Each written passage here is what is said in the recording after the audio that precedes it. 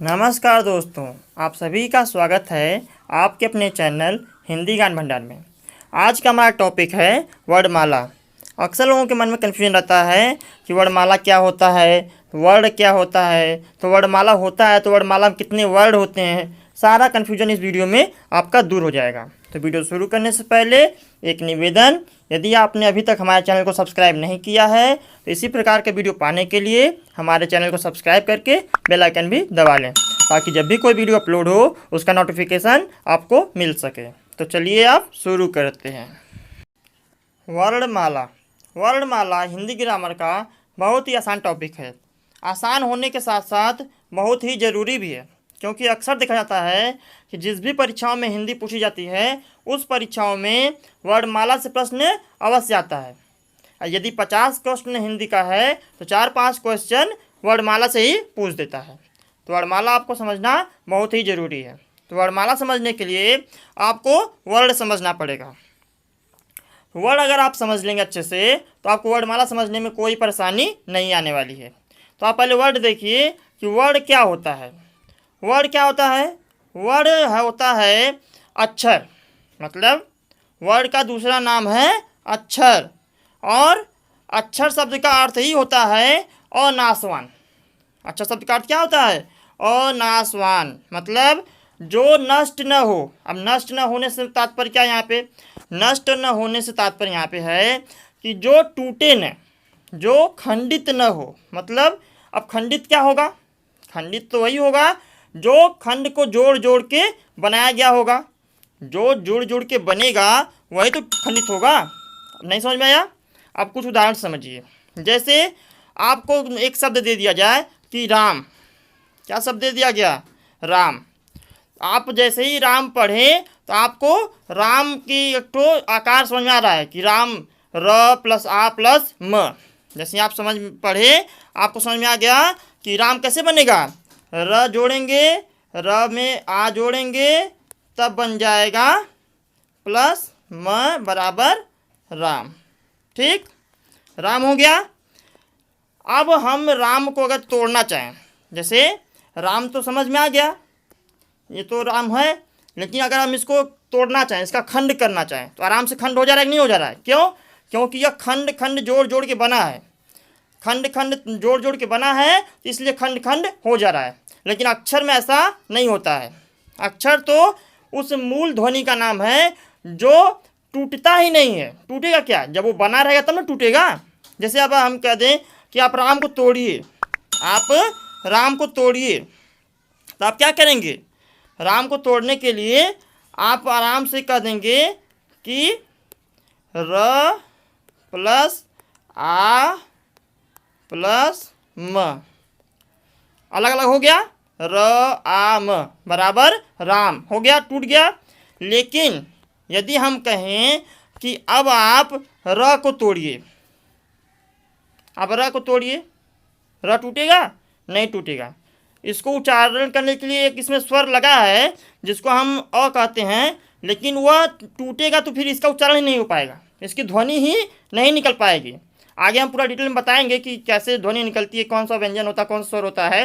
वो मत समझिए, जो समझा रहे हैं बस वो समझिए, वर्ड समझिए। अगर आप जैसे इसमें र दे दिया और र को कह दिया कि आप तोड़ें, र को कह दिया कि आप तोड़ें, तो आप र को आप तोड़ ही नहीं सकते हैं। तोड़ेंगे कैसे? क्योंकि वह तो मूल है। जैसे ही आप उसको तोड़ देंगे वह ध्वनि ही नहीं निकल पाएगी, आप पढ़ ही नहीं पाएंगे। जैसे र में से अगर आप कहेंगे कि र में से और निकाल सकते हैं, तो र में से जब और निकल जाएगा तो उसका उच्चारण ही नहीं हो पाएगा, आप उच्चारण ही नहीं कर पाएंगे। तो यहाँ पे यही बात समझ में आ रही है कि वर्ण वह किसी शब्द का, जैसे राम शब्द था, राम शब्द था, राम शब्द का वह खंड है र, राम शब्द का वह खंड है र, तो वह किसी शब्द का वह खंड है जिसे खंड खंड नहीं किया जा सकता है। मतलब उसे अब और खंडित नहीं किया जा सकता, बस वो लास्ट स्टेज है, बस वहाँ आके वह रुक जाएगा, उसके बाद वह टूटेगा नहीं। तो इससे क्या समझ में आ रहा है? अतः अखंड मूल ध्वनि ही वर्ण है। मतलब कि यदि आप र को तोड़ दिए, र तक आ गए, राम को तोड़ के र तक आ गए, र के बाद अगर आप तोड़ेंगे तो वह उच्चारण नहीं है, उसकी ध्वनि नहीं निकल पाएगी। तो वह लास्ट ध्वनि है, वह मूल ध्वनि है। जो अखंड मूल ध्वनि है वही क्या होती है, वही वर्ड है। और प्रत्येक वर्ड की ध्वनि अपना एक विशेष आकार रखती है। जैसे ही आपको बोला जाएगा क, तो जैसे ही आप क सुने तो क का आकार आपके मन में आ गया कि क ऐसे बनता है, उसका आकार ध्यान में आ जाएगा। जैसे ही बोला गया ख, आपको ख आ गया, उसका आकार ध्यान में आ गया। जैसे बोला गया ग, ग आ गया। तो एक एक वर्ड का जो ध्वनि है उस ध्वनि का अलग अलग एक विशेष आकार है। मतलब एक की ध्वनि का दूसरा आकार नहीं हो सकता है। जैसे क का जो आकार है बस वो क का ही रहेगा, दूसरे किसी ध्वनि का नहीं हो सकता है।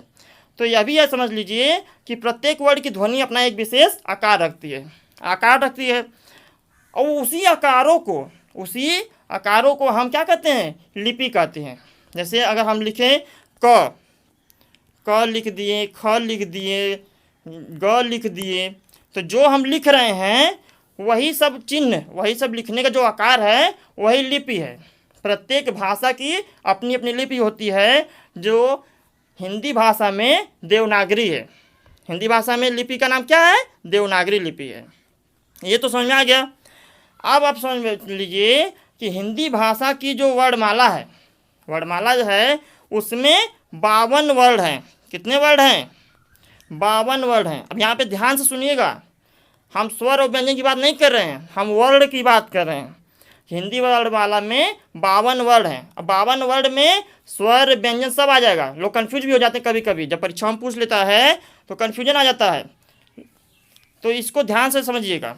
अब कैसे हैं हम समझाएंगे भी, कौन कौन से होते हैं वो दिखाएंगे भी, और 52 तो हम गिन के दिखाएंगे भी कि 52 होते हैं, ऐसे ऐसे होते हैं।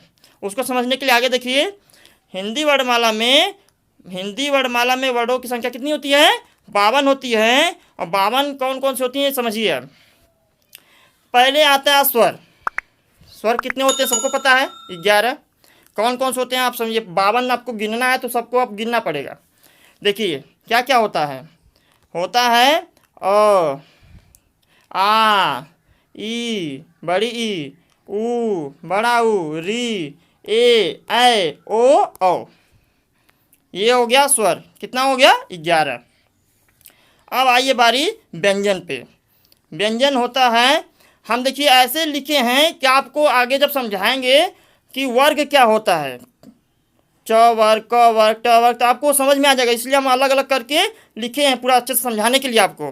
तो अच्छे से देखिए और वीडियो लास्ट तक देखिए कि आपको वर्णमाला से सारा कन्फ्यूजन दूर हो जाए। देखिए अब क्या हो गया, 11 स्वर हो गए। 11 स्वर होने के बाद आप व्यंजन देखिए, क ख ग घ अंगा, च छ ज झ इया, ट ठ ड ढ अड़ा, त थ द ध न, प फ ब भ म, य र ल व हो गया। फिर उसके बाद स स ह, छ त्र ज्ञ स्र, अंग या आ। देखिए दोनों यहाँ पे अलग स्लैश मारा गया है, मतलब इसका या चिन्ह है। मतलब ये दोनों तो होता है, एक होता है अनुस्वार, एक होता है चंद्रबिंदी। लेकिन जब गिनती आप गिनेंगे 52 की तो एक ही गिनेंगे, मतलब दोनों में से एक ले सकते हैं। और होता है जिसको क्या कहते हैं, विसर्ग। जिसको क्या कहते हैं, विसर्ग। और ये 2 व्यंजन होते हैं जिसको कहते हैं दुगुण व्यंजन, जो ड और ड के नीचे बिंदी लगा के बनाया जाता है। जैसे आप सड़क लिखते हैं ना, सड़क में, पढ़ना में, सब ये यूज में आता है। अब चलिए ये तो हो गया। अब इसको गिनिए कि 52 हुआ कि नहीं हुआ। ये देखिए स्वर हो गया 11। स्वर कितना हो गया, 11 स्वर हो गया। अब 11 स्वर होने के बाद जो ये क वर्ग, च वर्ग, ट वर्ग, त वर्ग, प वर्ग, ये सब हो गया। ये पांचों के मिला के कितने हो गए, 25। एक वर्ग में 5 अक्षर, तो 5 वर्ग है तो कितना हो गया, 25 अक्षर। तो 25 ये हो गया और 11 वो हो गया स्वर, 11 और 25। इसके बाद अब आगे आइए, आगे बचा क्या, य र ल व, फिर स स स ह, तो 4 4 8 ये हो गया। और फिर छ त्र ज्ञ स्र। देखिए इसको हम अलग ही इसलिए लिखे हैं क्योंकि ये होते हैं संयुक्त व्यंजन। छ त्र ज्ञ स्र क्या होते हैं, ये संयुक्त व्यंजन होते हैं। ये मतलब कि मूल व्यंजन ही होते हैं। ये व्यंजन दो व्यंजनों को मिला के बनाए जाते हैं। हम आगे पूरा समझाएंगे अच्छे से, बस यहाँ पे गिन लीजिए आप। अब देखिए कितना हो गया, 11 उधर हो गया, 25 इधर हो गया और 12 इधर हो गया। 12 हो गया ना, 4 4 8 4 12। तो 11 और 12, 11 प्लस 12 प्लस 25, 25 का वर्ग वाले मतलब वो वर्ग वाले। और ये और आगे देखिए, एक ये हो गया, हम बताए थे ना इसको एक ही गिनना है। एक ये हो गया, एक के बाद 2 3 4। अब देखिए 4 ये हो गया मिला के, 4 4 8 4 12 4 16, 16 ये हो गया, 16 ये हो गया। 16 के बाद 16, रुक जाइए, हाँ देखिए अब ये हो गया 25 प्लस 16 प्लस 11 प्लस, अब देखिए जोड़िए, 6 5 11, 11 1 12, 12 के 2 हासिल लगा 1 का, 2 1 3, 3 1 4, 4 हासिल 1 5, कितना हो गया 52, 52 हो गया। तो ये होते हैं हमारे 52 वर्ड, और इन्हीं 52 वर्डों को एक साथ क्रम से रख देना ही वर्णमाला होता है। तो इस वीडियो में बस इतना ही। तो आई होप आपको वीडियो अच्छा लगा होगा। यदि वीडियो अच्छा लगा हो तो वीडियो को लाइक कर दें, और हमारे सभी अपडेट को पाने के लिए हमारे चैनल को सब्सक्राइब करके बेल आइकन भी दबा लें। और यदि आपको लगता हो इस वीडियो की किसी को आवश्यकता है तो उसको शेयर भी कर दीजिए, क्योंकि ज्ञान बांटने से ही ज्ञान बढ़ता है। तो मिलते हैं अगले वीडियो में, तब तक के लिए धन्यवाद। Thanks for watching.